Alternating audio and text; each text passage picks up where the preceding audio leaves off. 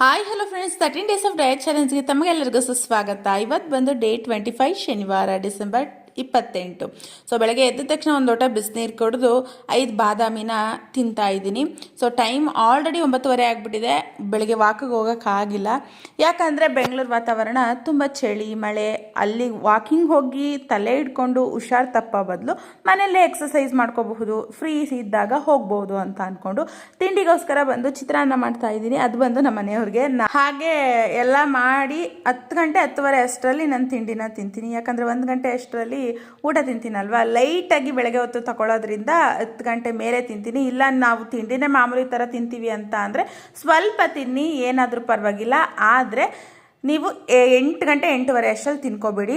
So ನಾನು ಗಂಜಿ ಕುಡಿದು ಇವಾಗ ಮಧ್ಯಾಹ್ನಕ್ಕೆ ಊಟಕ್ಕೋಸ್ಕರ 1 ಗಂಟೆ ಅಷ್ಟರಲ್ಲಿ ಹಸಿ ತೊಗರಿಕಾಳು ಹಾಗೆ ಸಬ್ಸಿಗೆ ಸೊಪ್ಪು ಹೀರೆಕಾಯಿ ಹಾಕಿ ಉಪ್ಸಾರು ಮಾಡಿ ಮುದ್ದೆ ಮಾಡಿದ್ದೆ. ಅದಕ್ಕೆ